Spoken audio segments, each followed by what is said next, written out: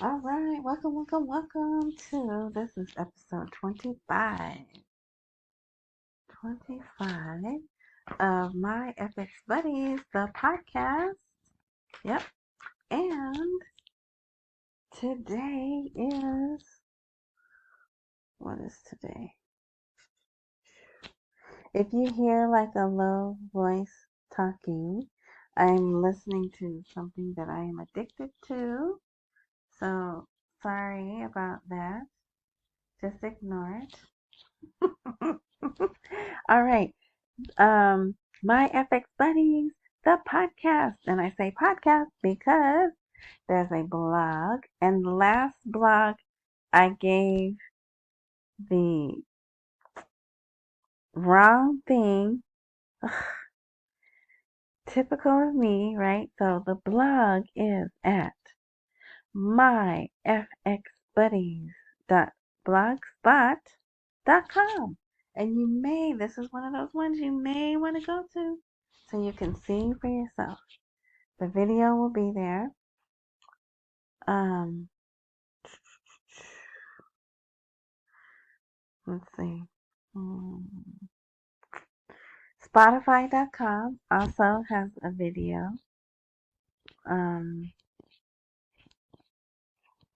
RSS.com has a transcript. And yeah, so if you can't understand what I'm saying, just internet search my FX Buddies and it will come up. And there's a video that's on the blog, right? What else am I supposed to say? If there's a like, but subscribe, follow, whatever button there. No, that's not what I say. Wherever you're watching this or listening to this, in a description in the box, more, show, description, whatever they call it, you can click there and there's a link to the blog. If I've done everything correct the way I'm supposed to, there's a link to the blog. All right, so let's get into it. So, everything's really good. Everything's going really good in Iraq. There's a lot of articles that I didn't put here. If there's time, maybe I will. You're going to hear a lot of noise because this is a different time that I record, but I have to do this now or it won't get done. All right, so the title of this, well, it's Wednesday, March 6th. This will be uploaded March 6th, 2024. Okay. Barzani thanks Bush for liberating Iraq from Saddam's regime. So, Barzani's been there. I was trying to figure out how many days. He got here to America 2 Fridays ago. So that's 7 days, right? And then another weekend, Saturday, Sunday, Monday, Tuesday, Wednesday. 12, yeah. 12 days. He's been here 12 days. And maybe he's wrapping up his trip. But look who he visited with. Our old friend. Mission accomplished. But we're going to get into that later, okay? So, because this has happened today, and I want to go back. So, remember the IMF was talking with the finance minister and a delegation. So look, they already have the Article 4 mission statement out. So March 3rd is when that meeting happened. And guess what? They did not slam them. They did they pretty much true to form is what I was trying to say. There was just one little negative thing. In the meantime, the fiscal position worsened. But everybody's down right now. Even though, we don't say we're in a recession because magically they waved a wand and the definition of recession changed, right? You remember that? But the world is in a global recession right now. So everyone has shrunk, right? But other than that, everything was good. So if you want to read that, it's here on the blog for free in full. It's one page, shortest, if not the shortest, one of the shortest reports ever. And I just want to point out private sector. They focus on developing the private sector, supporting the private sector. And you know how I feel about that. All right, so really good. Good, good, good. Okay, so let's keep going. And it looks long. It's really not that long. Yeah. Okay. So I have some stuff about Kurdistan. Lots going on with the Kurds, which is interesting seeing how the son Barzani is here, right? So, let me write that down. Okay. So, completing the procedures for opening branches of federal banks in the region to localize salaries. So, I know some of you don't know what that means, so bear with me. Localized salaries is how, right now, it's mostly government, yeah, see, federal. It's mostly government employees. They don't get a paycheck anymore. They have a debit card that their money gets sent to the debit card, and that's called localized salaries. So, and recently, the Baghdad, Iraq federal court decided that the salaries would go directly to the people. Previously, for years and years and years, the salary had gone to the government of Iraq and they distributed the salaries to the people. But the people are like, oh no, hold up, wait a minute. That we need to get rid of the middleman because we don't know what they're doing with our money, right? So that happened. So they have gotten the people on um, the cards, which means they have bank accounts, right? Which means what? They need banks. And so here now, remember that, keep that in the back of your head. These are not in order, but like I said, I have to do this now. Okay, Pavel, which they also have another name for him. Babel, Bafel, I don't know. But in Kurdistan, there's basically two ruling families, the Barzanis and then the Talibanis. And he's a Talibani. So he's the head of the Patriotic Union of Kurdistan. So they had this Ramadan dialogue forum. I think it was 4 days. Um, so anyway, he spoke there, and he said, "The international coalition are not invaders, but America must understand the relationship with Iran." So I thought that was very pragmatic, very political of him, right? Like, we need America, but Iran ain't going nowhere. So y'all got to work it out, right? That's how I envision him saying that. Anyway, but he also pointed out that Iran is a good partner for the Iraqis on the political and economic levels, and the United States must accommodate these relations as long as they are in the interest of Iraq. Here's my one commercial. I can tell you how to make $75 and it's not a business and you're not selling anything. Check it out. All right. Let's see. This guy, isn't he very serious looking? Parliament. The European Union intends to open investment banks. You hear that?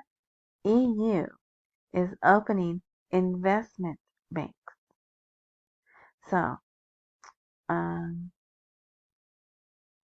don't forget the salaries of the Kurds, right? But so this guy, he's the head of some committee. There's his name right there. It was agreed to open investment banks and finance investment projects, fight corruption, and discuss the entry of foreign companies into Iraq, in addition to allowing the exchange of experience in the industrial, agricultural, and health sectors. So that's some major stuff. The EU is ready to do some major business with Iraq. The Union wants to develop the political partnership to include the economic aspect, and there is a call from members of parliament and Iraqi economists for European companies to enter. And then there's more. You could read that. I put in blue the parts that are most whatever, right? I don't. The word escapes me, but so if you want to read that, okay. Let's see. Here is someone who's saying this, a specialist in, oh, no, the advisor to the Prime Minister, right? Mohammed Saleh, there he is. He said, we are optimistic about the country's financial situation. And he would know, he's been in this position for 42 years. So he's seen the fruitful times and the not so fruitful times, right? So here I just have this, but this is a good article, really good actually, and you should read it. Okay, he talks about stability, but they're ready for growth, and yeah. Okay, here, this is for all the whole. This is out of the Baghdad side central bank, right? We spend millions of dollars on electronic payment, and Iraqis prefer cash. So you know I like to see that. And it's just they go on to give numbers of how many dollars or how much money is spent, how much payments are electronic, how much they want to be electronic. So very good, very good. Another positive thing. Okay, here's another. Oh, I should have put, and the saga continues. Here's another article. You probably heard this or saw it because this was all around Dinarland. The issue of Iraq's ascension to the World Trade Organization is coming soon. And they even used the word imminent. So this was Tuesday. This guy here, he's the Undersecretary of the Minister of Commerce, Sattar Jabri, considered on Tuesday that the issue of Iraq's ascension to the World Trade Organization was imminent. And then down here, Iraq is seeking to enter the World Trade Organization, and the issue is coming soon. Two of our favorite words, right? Yeah, right. So, and here it is, Wednesday, and still they ran that article again today, too. Here, Saleh confirms Iraq's monetary sovereignty and reduces the effects of speculation in the parallel market. This is another good article where, oh, what was this? What was the synopsis of this? Oh, actually, here, he's saying anything done not in dinar is not legally valid unless it's the merchants that can use the other currencies or people who are qualified to use the dollar, right? So that's, pretty, and they do have, remember, they have rules. I think one of the consequences was 3 years, up to 3 years in jail if you're caught using dollars. Um, so yeah, and here's the last paragraph. This confirms the monetary sovereignty of our country through the stability of the national currency and dealing in it alone without the participation of foreign currency in internal economic operations. So by using dinar only, they enforce their monetary sovereignty of their national currency. Good, good, good. Sudani met with this woman. I don't know how to say her name. Look at those names. Look at those names. Sheikh. That's her middle name, I guess. But she is the Vice President for Middle East Affairs from this IFC, which is the subsidiary of the World Bank. See, right here, World Bank. And they're going to work with Iraq to develop banking work, prepare economic models for projects, and a whole bunch of other stuff. See this other stuff? Development road project. So they're there, probably with money in hand and ready to go. And then this is another article.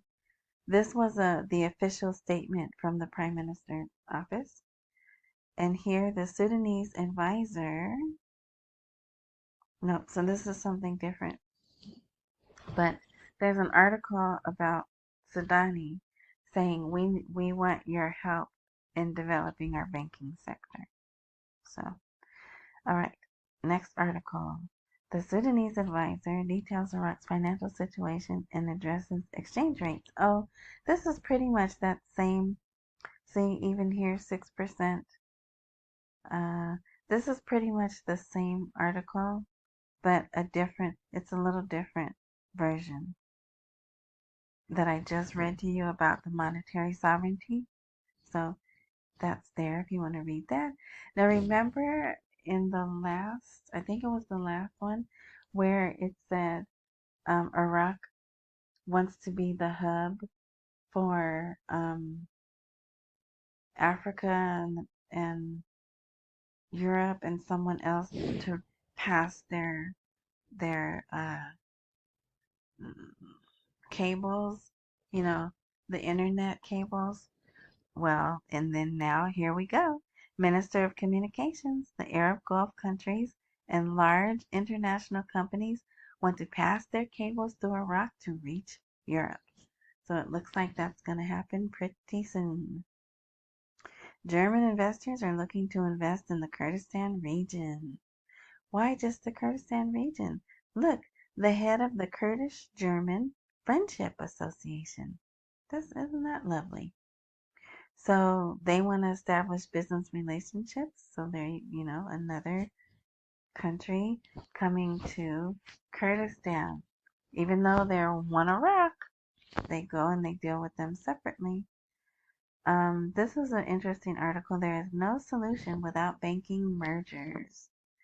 So the curse of the dollar continues to haunt the performance of banks and cause noise and chaos in the way of their activities as long as the banks rely for their continuity on buying and selling the dollar only without practicing the banking products for which they were established. So, blah, blah, blah.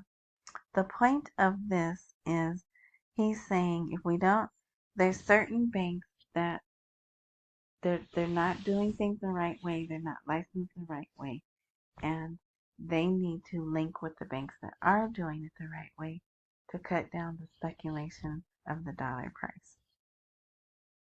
So, yeah.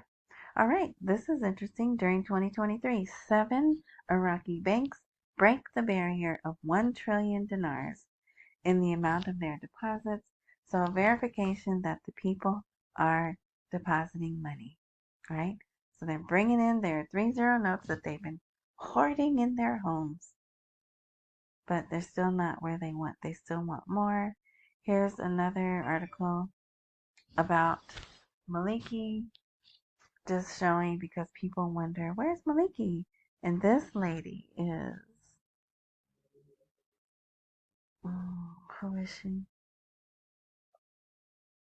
She's the U.S. Deputy Assistant Secretary of State for Iraq and Iranian Affairs, Victoria Taylor. And she met, and Ms. Romanowski is there too, even though she's not in the picture. Oh man, I gotta hurry up. Okay, he's early. All right. So, that's that. Sorry, I shouldn't make that noise. I'm I'm I'm not focusing. That's a noise I make when I'm thinking, and I didn't mean to do that. Okay. So Maliki's still getting visited from state heads and important people. Let's see. Okay, I'm just gonna skim through these articles really quick. Comment from Parliament on dollar exchange rate. Do not listen to losers. Who would listen to losers?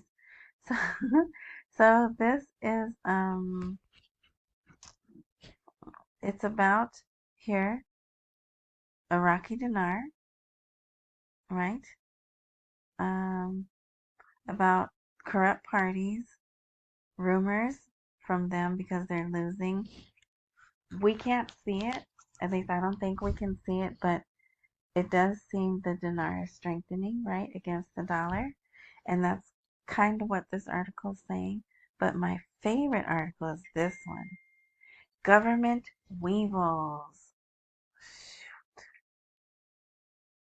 Okay, let's see. Is this gonna kick? Yeah, okay. I had to go do something, and it looks like we're good. All right, so now I don't have to rush, except we have 9 minutes. Okay. Well, it wasn't even supposed to be this long, but anyway, check out this article. Governmental weevils. And I just learned today what a weevil was. Not a weasel. I was thinking it was a weasel, but a weevil. If you're not gonna look at it's WEE, V as in Victor, IL, S as in Sam. Governmental weevils are a direct threat to the state. Extreme wealth exposes advocates of reform. So this is really good. So what's happening is the less wealthy members of parliament, economists, analysts, they are starting to come out and call it for what it is. Look, we're ready to move forward with our new economy, but you rich people who are stealing the wealth of our country, you're the ones holding us up. You're corrupt. We know who you are.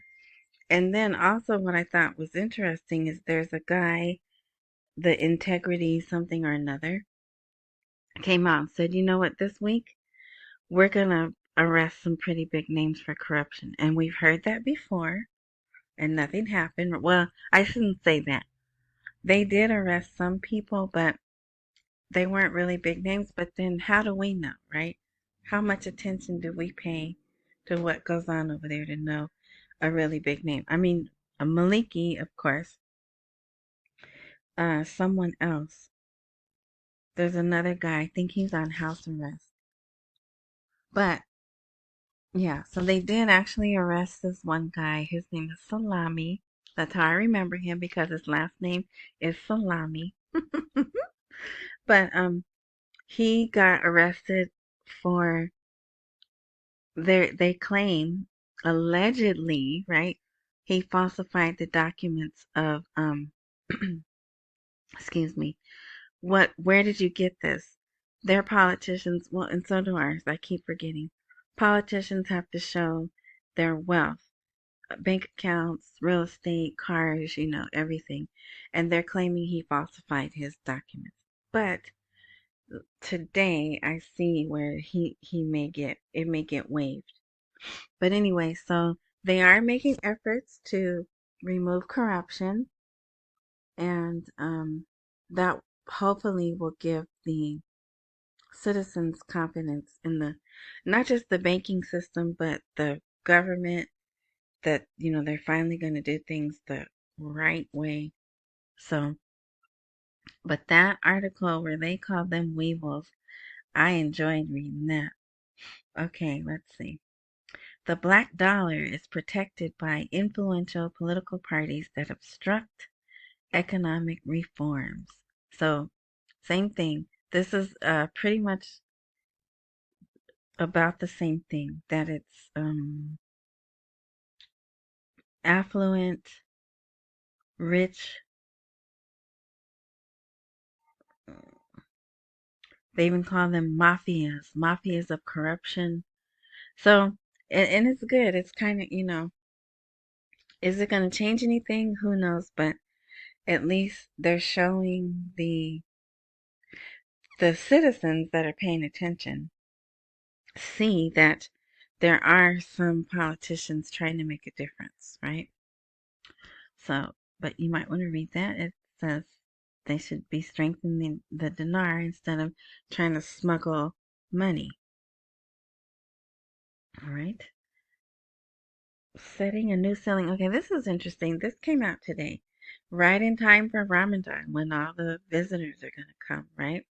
They set, um, the Central Bank of Iraq raised the ceiling for financial withdrawals from the dollar outside Iraq, $500 per day. It was $250 per day. So if you want to read this, you can, but it's just, again, trying to show that there's no liquidity issues, but really, this is for outside. Let's see, does it talk about inside? Uh, excuse me. I'm not sure, but you can read that if you want because time's ticking away. This is the only, man, excuse me.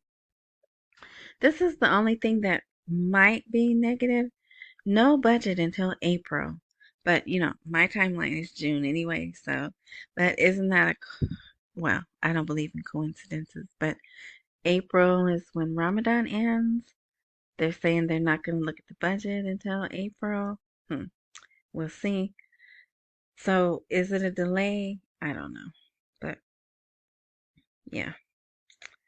Okay, but they are saying they'll approve it. They'll approve it in April. Here, look at this. The Securities Commission sets regulations to open its branches in Kurdistan and Basra. So remember I said don't keep that thought about Kurdistan. So the people are going to have money. They're going to have more control of their money in Kurdistan. And now they're going to open, it says stock markets.